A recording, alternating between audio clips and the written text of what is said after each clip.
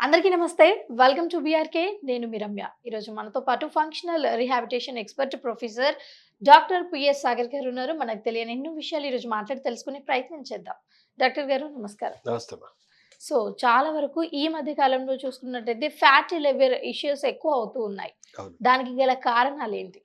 ఒక్కటమ్మా, ఇది చాలా మంది ఏమనుకుంటారంటే ఫ్యాట్ తింటే ఫ్యాటీ లివర్ వస్తుంది అవును. అని ఒక అపోహ లేకపోతే ఉంది. షుగర్స్ తింటే ఫ్యాటీ లివర్ వస్తుంది అని. షుగర్స్ తింటేనే వస్తుంది అవునా? యాక్చువల్లీ. ఓకే. హ్మ్. అదే ఫ్యాక్ట్. హ్మ్. సో ఇక్కడ చెప్పాలి అంటే మనం తింటుంది high excess sugars, high carbs. హ్మ్. కార్బ్స్ అన్నీ కూడా షుగర్సే. హ్మ్.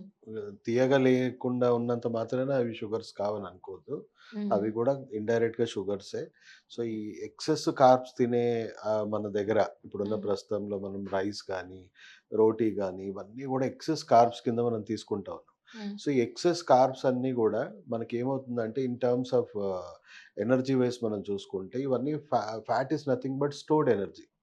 అంటే దానికి తగ్గట్టుగా మన బాడీలో మనం ఎక్సర్సైజ్ కానీ, యాక్టివిటీ గానీ జరగట్లే. అంటే ఖర్చు పెట్టట్లేదు. హ్మ్. సో, ఇవన్నీ గూడా మన బాడీలో జమ అయిపోతా ఉన్నాయి. హ్మ్. అంటే fat is nothing but stored energy. హ్మ్. సో, అట్లా మన బాడీలో ఎక్సెస్ షుగర్స్ అన్నీ గూడా లివర్ ఫ్యాట్ కింద కన్వర్ట్ చేసుకొని అది బాడీలో డిపాజిట్ చేస్తా ఉంటుంది. సో, చాలామంది ఆల్కహాల్ తాగితే ఫ్యాటీ లివర్ వస్తుంది. యెస్, వస్తుంది దానివల్ల గూడా. హ్మ్. బట్ ఇక్కడ ఏమవుతుందంటే ఎక్సెస్ గ్లూకోజ్ కూడా నాన్ ఆల్కహాలిక్ ఫ్యాటీ లివర్ అనేది హ్మ్. క్రియేట్ చేస్తా ఉంది. అండ్ అదే నంబర్ 1 కాజ్ అని జెప్పొచ్చు. హ్మ్. ఎక్కువ మందికి చూసుకుంటే ఆల్మోస్ట్ ఎవ్రీ ఆల్టర్‌నేట్ పర్సన్‌కి మనకి ఫ్యాటీ లివర్ అనేది కామన్ ఇష్యూ ఉంది. హ్మ్. సో, ఇది ఇట్లాగే కొనసాగుతా ఉంటే లివర్ ఫంక్షనాలిటీ దెబ్బతింటా ఉంది. హ్మ్. లివర్ ఫైబ్రోసిస్, లివర్ సిరోసిస్ అనే స్టేజెస్ ఇంకా ముదిరిపోతా హ్మ్. ఉన్నాయి. జాండీస్‌లు ఇవన్నీ మెల్లిమెల్లిగా కామన్ అయిపోతా ఉన్నాయి. సో, ఇది ప్యూర్ డైట్, లైఫ్ స్టైల్ సంబంధించిన కండిషన్. హ్మ్. Definitely diet, life style correct చేసుకోవాలి. అంటే హ్మ్. కార్బ్స్ ఇంటేక్ తగ్గించుకోవాలి.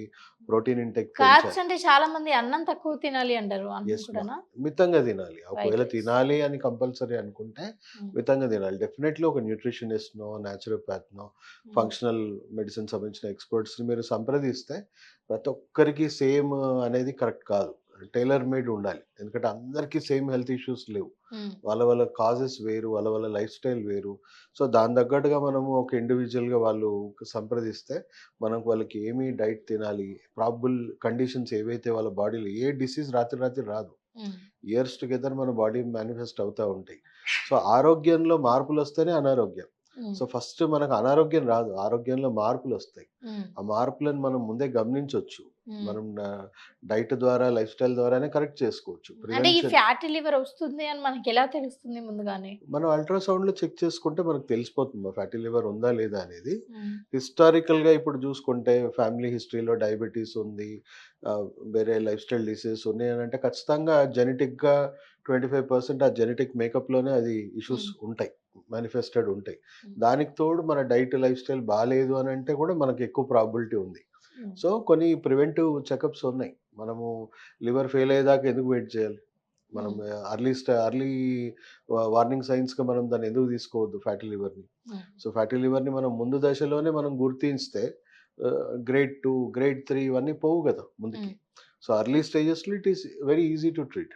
హ్మ్. ఎంత లేట్ అవుతే అంత కాంప్లెక్స్ అవుతుంది. హ్మ్. అంతే ట్రీట్మెంట్స్, హెవీ మెడికేషన్స్ హ్మ్. వాడి ఇంకా అన్నెసెసరీ సైడ్ ఎఫెక్ట్స్ యాడ్ అవుతా ఉంటాయి. హ్మ్. కాంప్లికేషన్స్ యాడ్ అవుతాయి. హ్మ్. అట్ ద ఎండ్ మళ్ళీ లివర్ ట్రాన్స్‌ప్లాంట్ లాంటి కండిషన్స్ కూడా చాలా హారబుల్‌గా ఇవి ఈ మధ్య పెరిగిపోతా ఉన్నాయి. హ్మ్. సో, ప్యూర్‌గా ఇది ఎక్స్‌పర్ట్స్ చెప్తుందయితే ఇది లైఫ్ స్టైల్ డైట్‌లోనే తప్పిదాలు. సో, హ్మ్. చాలామంది మీరు అంటే ఇన్‌స్టెడ్ ఆఫ్ ఎన్నో వీడియోస్ దీని మీద వస్తా ఉన్నాయి. హ్మ్. సో, 10లో 9 మందికి వర్కౌట్ కావివి. హ్మ్. ఎందుకంటే అందరికీ డైట్, లైఫ్ స్టైల్ రిక్వైర్మెంట్స్ ఒకలాగా హ్మ్. లేదు. సో, ఇది ఇండివిడ్యువలైజ్డ్‌గా వెళ్తే ఒక టైలర్ మేడ్ ప్రోటోకాల్‌లోనే వాళ్ళకి మంచి ఫలితాలొస్తాయి. హ్మ్. అంటే ఆల్రెడీ ఫ్యాటీ లివర్ వచ్చిన తర్వాత మెడికేషన్స్ అనేది పక్కకు పెడితే ఎలాంటి డైట్ ఫాలో అవ్వాలి? అదేనమ్మా మీకు చెప్పినట్టు కార్బ్స్ ఇంటేక్ అనేది తగ్గించాలి. హ్మ్. ఇప్పుడు సివియర్‌గా ఉందనుకోండి, కొంతకాలం వరకు మరీ లో కార్బో లేకపోతే జీరో కార్బ్ డైట్ కూడా హ్మ్. సజెస్ట్ చేయొచ్చు. హుహు. సో, అదే మోడరేట్‌గా ఉందనుకోండి, చాలా ఎర్లీ స్టేజెస్‌లో ఉందనుకోండి, కార్బ్‌లు కొంచెం తగ్గించుకొని ప్రోటీన్ హ్మ్. ఇంటేక్ పెంచుకొని, సో, మోడిఫైడ్ డైట్‌తోని మనం అది మెల్లిమెల్లిగా రివర్స్ చేసుకోవచ్చు. ఎందుకంటే, we have to spend it. Hmm. ఇప్పుడు స్టోర్డ్ ఎనర్జీ అంటే ఏంటి? అది మీరు స్పెండ్ చేయాలి. కొంత ఫిజికల్ యాక్టివిటీ ఉండాలి.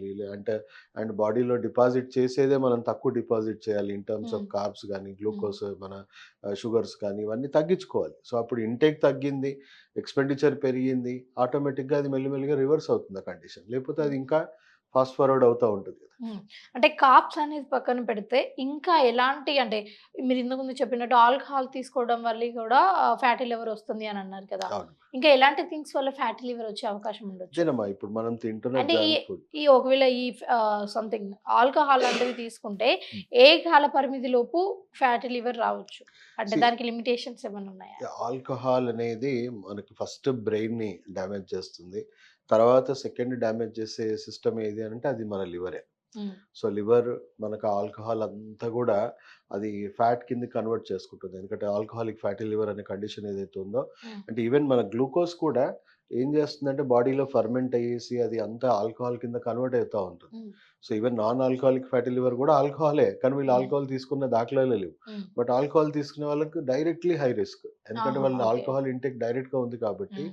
అది ఫ్యాట్ అంటే లివర్ మెటబాలిజం అనేది స్లో అయిపోతుంది. అంటే హ్మ్. మెటబాలిజం అంటే బాడీస్ అదే natural ability to excrete toxins. హ్మ్. సో, అది బాగా స్లో అయిపోతుంది. అంటే దాని ఫంక్షనాలిటీయే లో అయిపోతుంది. హ్మ్. సో, దానివల్ల నేచురల్‌గానే మీరు తినే నార్మల్ ఫుడ్‌ని కూడా అది ఫ్యాటీ లివర్ కింద హ్మ్. కన్వర్ట్ చేసేసుకుంటా ఉంటుంది. ఎస్పెషల్లీ ఆల్కహాలిజంతో ఉన్న వాళ్ళందరికీ ఇది డిఫెక్ట్ వచ్చేస్తుంది లివర్‌లో. హ్మ్. అంటే మళ్ళీ ఈ ఫ్యాటీ లివర్‌లో కూడా స్టేజెస్ ఉంటాయా? అంటే లైక్ ఏ స్టేజ్ వరకి మనం ఉంటే సేఫ్‌లో ఉండొచ్చు? అయితే గ్రేడ్ 1 హ్మ్.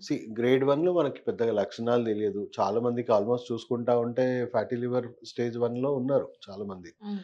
10 మందిలో మనకి 7, 8 మంది ఫ్యాటీ లివర్ ఫస్ట్ స్టేజ్ కనబడతా ఉంటది. హ్మ్. సో, ఇంకా కొంతమందికి గ్రేడ్ 2, గ్రేడ్ 3 ఎళ్ళిపోతున్న కొద్దీ దాని ఫంక్షనాలిటీ బాగా దెబ్బతిని హ్మ్. మనకి లివర్ ఫైబ్రోసిస్, లివర్ సిరోసిస్ ఇంక ఎండ్ స్టేజ్.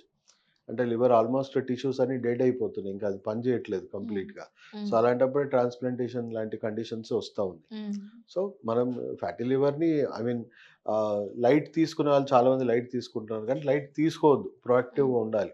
హ్మ్. ఎందుకంటే మన లైఫ్ స్టైల్ ఇంకా దాన్ని ఫ్యూల్ అప్ చేస్తా ఉంటే మనకు తొందరగానే రావచ్చిది. హ్మ్. ఓకే అండి. Thank you so much. ఈరోజు మాకు తెలియని విషయాలను నాకు అలాగే మా ప్రేక్షకులకు తెలియజేశారు. ధన్యవాదాలు. తప్పకుండా.